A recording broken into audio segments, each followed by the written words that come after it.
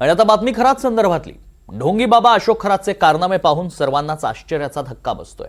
खरातनं भक्तांना लुबाडून कोट्यवधींची माया जमवली आहे, पण हे व्यवहार करताना तो भक्तांची फसवणूक कशी करायचा पाहूया। कॅप्टन अशोक खरातचे कारनामे जसजसे बाहेर येत आहेत तसतसे लोक आश्चर्यानं तोंडात बोटं घालतात, कारण त्यांनी चमत्कारच असे केलेले आहेत की लोकांना त्याच्या या सगळ्या भोंदूपणापेक्षा त्याच्या हुशारीचं कौतुक वाटायला लागलेलं आहे। त्याच्या हुशारीची काही भाग आपण दाखवणार आहोत। शिर्डीमध्ये आपण सध्या आलेलो आहोत। शिर्डीतला हा जवळपास 4 एकरचा प्लॉट आहे। हा प्लॉट साधारण 30 महिन्यांपूर्वी या भोंदू अशोक खरातनं घेतलेला आहे विकत। पण याचा सगळा व्यवहार थोडासा संशयास्पद आहे। तो व्यवहार कसा आहे हे मी जाणून घेणार आहे। पण हा प्लॉट जवळपास 4 एकरचा प्लॉट आहे।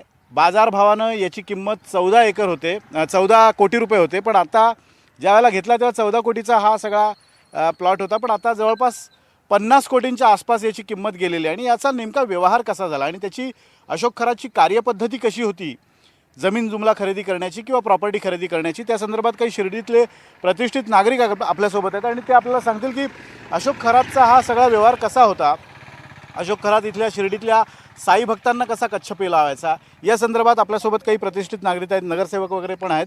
मला सांगा, हा जो व्यवहार झाला हा नेमका कसा व्यवहार झाला आहे? हा जो व्यवहार झालेला आहे आत्ता आम्हाला याच्यापूर्वी काही माहीत नव्हतं, पण ज्यावेळेस खरात बाबाला अटक झाली त्यानंतर आम्हाला कळलं की हा व्यवहार खरात बाबावर झालेला आहे। आणि त्याच्या दुसऱ्या दिवशी इथं अटक होण्याचे एक दिवस अगोदर इथं गहू होता। तो गहू त्यांच्या मुलांनी घाई गहू काढला आणि गहू घेऊन ते गहू दिला एकाला वाटेने, तो वाटेकरी बाजूला राहिला, तो गहू काढून गहू घेऊन गेला। तेव्हा आम्हाला कळलं की हा प्लॉट खरात बाबाचा आहे। मग आम्ही या प्लॉटचा जुन्या जो मूळ मालक आहे त्याला आम्ही काय भेटत होतो की रावसाहेब तो हा प्लॉट कोणाला दिला आहे, विकला आहे का? नाही, विकलेला नाही प्लॉट मी म्हणलं मग कंपाऊंड कसं झालं, तू विकला आहे का? त्याच्यावर आमच्या सोसायटीचं कर्ज होतं। सोसायटीत मी संचालक माझी चेअरमन होतो, तर मी सोसायटीत असताना तिथं असताना तो कर्ज म्हणलं कर्ज भर, तुला एनओसी देतो।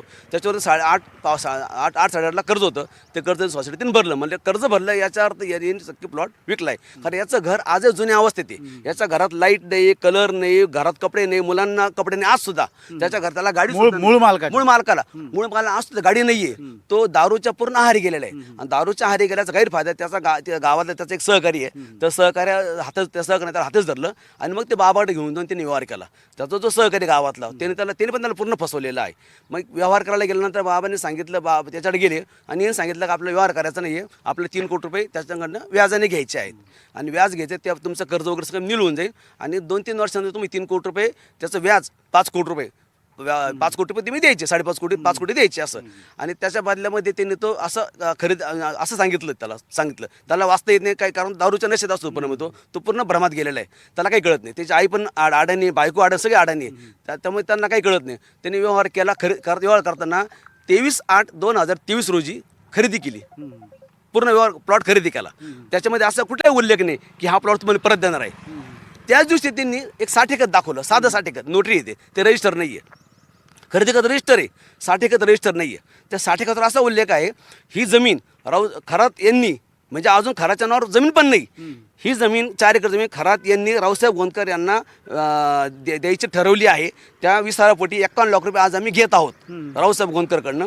51 आणि 1 वर्षानंतर किंवा दरम्यानच्या काळात ही जमीन या रावसाहेबने आम्हाला 5.5 कोटी रुपये द्यायचे, 5.5 कोटी द्यायचे, पण 51 काय दिले, 5.5 कोटी द्यायचे। मग आम्ही जमीन रावसाहेब गोंदकर यांना खरेदी देणार आहोत, तोपर्यंत आम्ही कोणाला खरेदी देणार नाही, आम्ही बोजा बिजा काही चढवणार नाही असं त्यांनी केलं। पण तो डॉक्युमेंट फक्त 60 एकर 100 रुपयाचं आपले फक्त नोटरी येते, बाकी काही नाही। त्याच्यानंतर दुसरा एक स्टॅम्प आहे, तो साधा आहे, तो नोटरी पण नाही, त्याच्यावरती 2 साक्षीदारांच्या सह्या पण आहेत।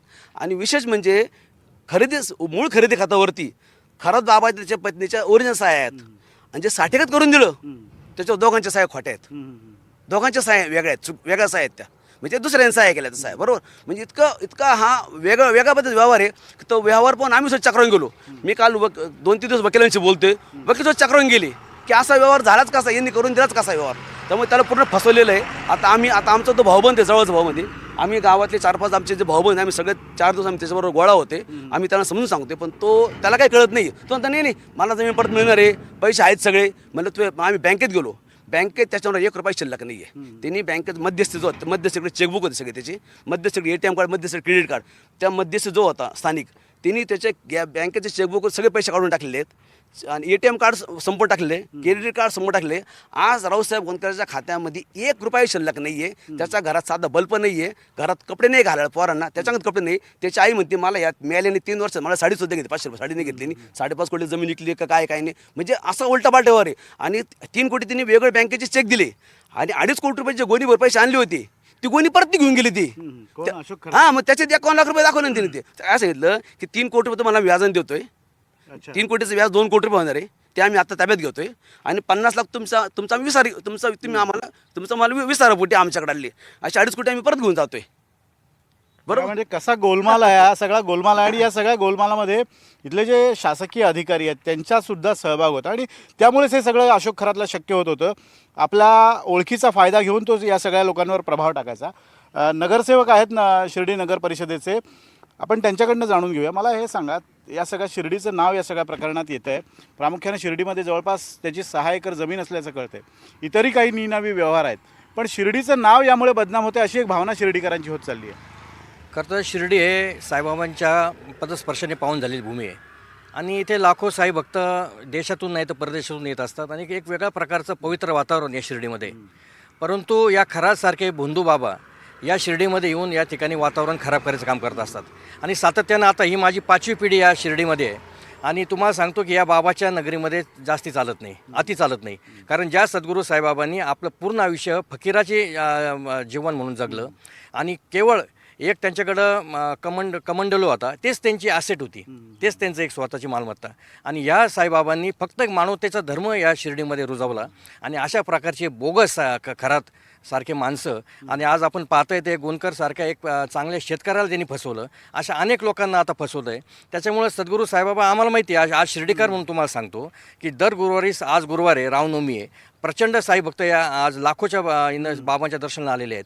अनेक लोकांनी बाबांना बदनाम करायचा प्रयत्न केला, अनेक मोठमोठ्यांनी अनेक वक्तव्य करून सद्गुरू साईबाबांच्यावर ताशेर ओढण्याचा प्रयत्न केला. परंतु आज त्यांचं काय झालं, आज लाखोची साई भक्त या ठिकाणी हेच समजून घेतात की बाबा आज या ठिकाणी अवतार आहेत, हा भगवंत आहे. आणि अशा भगवंताला बदनाम करायचं काम हे जे करत असतील तर सद्गुरू साईबाबांनी त्याला शिक्षा दिलेली आहे. कारण साईबाबा दर गुरुवारी बाहेर येतात, बाबांची पालखी येते आणि बाबांचा दंड्या बाहेर होतो आणि हा दंड्या खराच्या डोक्यावर पडलेला आहे आणि सद्गुरू साईबाबांनीच त्याला शिक्षा दिलेली आहे. अनेक शासकीय अधिकारी यात गुंतलेले आहेत. अनेक शासकीय अधिकाऱ्यांनी च्या मदतीनं या भामट्यांनी शेतकऱ्यांना फसवले, गोरगरीब लोकांना फसवले, त्यांच्या कर्जबाजारीपणाचा त्यांनी बरोबर फायदा घेतला आहे. आणि अशा पद्धतीनं जर होत असेल तर निश्चितच सद्गुरू साईबाबा त्याला सोडणार नाही अशी आमची धारणा आहे. अशोक खरातचा हे सगळं साम्राज्य स्थापन होण्यासाठी शिर्डीचा एक मोठा वाटा आहे. कारण शिर्डीला मोठमोठे VIP येत असतात, मान्यवर येत असतात, मोठे नेते येत असतात, अभिनेते येत असतात. या सगळ्यांचा म्हणजे साई भक्तांचा वापर त्यांनी स्वतःच्या साम्राज्य निर्मितीसाठी केला. कसा केला ते जाणून घेऊया.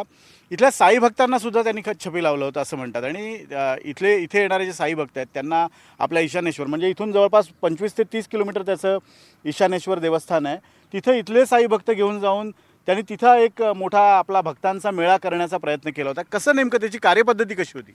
खरं तर या ठिकाणी मी या राज्याचे मुख्यमंत्री देवेंद्र फडणवीस यांचे मी फार आभार मानेल की त्यांनी अशोक खरातसारखा एक भोंदू बाबा आज संपूर्ण महाराष्ट्र नव्हे तर देशासमोर या ठिकाणी समोर आणला आणि त्याचे काळे कुर्ते देखील या ठिकाणी समोर आणले. त्याबद्दल मी त्यांचे खूप आभार व्यक्त करतो.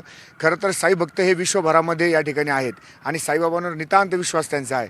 परंतु या खरातसारखे भोंदू बाबा या ठिकाणी त्यांना एक आपल्या बोलण्याच्या जोरावर आपल्या त्या कसबावर ते या ठिकाणी त्यांना डायव्हर्ट करतात आणि त्यांना चुकीची माहिती देऊन एक प्रकारे भुलवणंच त्याला म्हणतात. ते भुलवून तो या ठिकाणाहून अनेक साई भक्तांना तो वेगवेगळ्या प्रकारचे खडे हे देतो ते देतो, हे सगळं तो कायमच लोकांना करायचा. परंतु हे सगळं करत असताना आमचा शिर्डीकर म्हणून एकच आग्रह असायचा कायम की आमची सर्वांची श्रद्धा साईबाबांवर आहे, आमचं सर्वस्व साईबाबा आहेत. परंतु तरी देखील काही जे भोळे भक्त असतात ते या ठिकाणी याच्यामध्ये बहकावामध्ये येतात. जसं आमच्या अनेक या ठिकाणी शेतकऱ्यांनी त्यांनी फसवलं, त्याप्रमाणे या अनेक साई भक्त देखील याच्यामध्ये फसलेले गेलेले आहेत असंही आमच्या निदर्शनामध्ये आलेलं आहे. त्याची हीच कार्यपद्धती होती, खोटं बोलणं, तुमचं आम्ही हे करू ते करू आणि असं बोलून त्या ठिकाणी तो त्याच्या ठिकाणी बोलून घ्यायचा आणि त्यांच्याकडून या ठिकाणी वेगवेगळ्या प्रकारचे त्यांना खडे दे, हे दे, ते दे आणि त्याच्याकडून अतिरिक्त पैसे घ्यायचा. अशा प्रकारचे त्याचा हा कार्यक्रम सुरू असायचा. परंतु आमचं शिर्डीकर म्हणून आमचा फक्त बाबांवर विश्वास आहे, अशा भोंदू बाबांवर विश्वास नाही. परंतु ह्या भोंदू बाबांना जे या ठिकाणी दंड्या बाबांचा पडलेला आहे तो शिर्डीतूनच पडलेला आहे हे मी तुमच्या माध्यमातून ऐकलेलं आहे. त्यामुळे मी देवेंद्र फडणवीस साहेबांचे खूप खूप आभार व्यक्त करतो. दुसरा एक मुद्दा असा आहे की म्हणजे तो त्या ईशानेश्वर देवस्थानमध्ये वेगवेगळे चमत्कार करायचा, मंत्रतंत्र पूजा, अघोरी पूजा वगैरे असे. शिर्डीत त्यांनी असे काही प्रकार केले होते का? खरं तर सद्गुरू साईबाबांची भूमी आहे आणि इथे फक्त बाबांचा दरबार भरत असतो आणि या ठिकाणी त्यांनी बऱ्याच वेळेस दरबार भरायचा प्रयत्न केला, परंतु आता आमच्या सहकाऱ्यांनी सांगितलं की त्याला दांड्या बसला तो शिर्डीतूनच. त्याच्यामुळं ही शिर्डी साईबाबांची भूमी आहे आणि बाबा कोणाला सोडत नाही. कारण या बाबांचे तुम्ही आज विचार केला तर एक याची कोट्यवधीची मालमत्ता त्यांनी फसवून आज या ठिकाणी स्वतःच्या गळंकृत केलेली आहे, परंतु तो इथला एक सुद्धा खडा आज उचलू शकला नाही. ही महत आहे साईबाबाची आणि हे त्यालाही कळालं असेल आणि त्या शासकीय अधिकाऱ्यांना देखील कळालं असेल की ज्यांनी त्याचा पण वापर करून गोरगरीब जनतेला फसवलं त्याला पण साईबाबा शिक्षा देणार. आणि आता शिर्डीकरांची एक उग्र भूमिका राहील की खरासारखा माणसाला जर पुन्हा एकदा असे भोंदू लोक आले तर निश्चितच शिर्डीकर म्हणून आमची भूमिका आता वेगळी राहणार आहे. हे जे मूळ मालक आहेत गोंदकर यांची काही चौकशी वगैरे झाली SIT मार्फत किंवा काही? आजपर्यंत मूळ मालकाची चौकशी झालेली नाही आहे, परंतु काय मूळ मालकाचं म्हणजे वीक पॉईंट असा आहे, तो जो त्याचा मध्यस्थी जोडीदार आहे तो रोज सकाळी त्याला 8 वाजता बोलून घेतो, त्याला दारू पाजतो, त्याला तंद्रीत ठेवत नाही. आणि आजही तो मूळ मालक जो आहे तो त्या मध्यस्थीचा देव मानतोय, खरातला पण देव मानतोय. आम्ही त्याला वारंवार सांगतोय की तुला फसवले 5.5 कोटी रुपये आले तर तुला तुझ्या 1 रुपये आलेला नाही आहे, परंतु त्याची चौकशी झालेली नाही. पण आमची इच्छा आमचं म्हणणं असं आहे यासाठीने स्वतःहून त्याच्याकडे चौकशी गेलं पाहिजे. पोलीस अधिकारी स्वतःहून त्याकडे चौकशी केली पाहिजे, त्याच्या आईची, त्याच्या पत्नीची, त्याच्या मुलांची जाऊन चौकशी केली पाहिजे. त्याचा रेकॉर्ड तपासा, त्याचे बँक खाते तपासा, त्याचं चेकबुक कोणाकडे होतं, ATM कार्ड कोण होतं, त्याचे पैसे संपले कसे, गायब झाले कसे, ही सगळी चौकशी मी तो म्हणतो पोलिसांनी स्वतःहून केली पाहिजे. पोलिसांना जर माहिती आज खरात बाबांनी केलेलं आहे, तो बिचारा गरीब आहे, तो घाबरलेला आहे आणि तो धुंदी तो नशे त्याला कळत नाही आहे, तो अडाणी आहे, त्याला आमच्यासारखं सांगतो पण त्याचा अजून आमच्यावर विश्वास पडत नाही आहे. तर पोलीस अधिकाऱ्यांनी यासाठी स्वतःहून त्याच्या घरी जाऊन त्याची सगळी चौकशी करावी. आपण बघतोय की खराची कार्यपद्धती कशी बघा, ज्याला कोट्यवधींना लुबाडलं म्हणजे इथला जो मूळ मालक आहे 4 एकर जमीन आहे, जवळपास कोट्यवधींची ही जमीन आहे, त्या मूळ मालकाला सुद्धा फसवून तरीसुद्धा त्याला असं वाटतंय की खरातच हा देव आहे आणि आपलं खरातच भलं करणार आहे, ही त्याची कार्यपद्धती होती. आणि आता ही सगळी कार्यपद्धती बाहेर आलेली आहे, चौकशी सुरू आहे, खरातला नक्कीच शासन होईल. पण या मागून खरातच्या आडून ज्यांनी हे सगळं करण्याचा प्रयत्न केला त्यांच्यावर सुद्धा कारवाईची गरज शिर्डीकर व्यक्त करतात. व्हिडिओ जर्नलिस्ट प्रतीक जाधवसह विनोद तळेकर, NDTV मराठी, शिर्डी.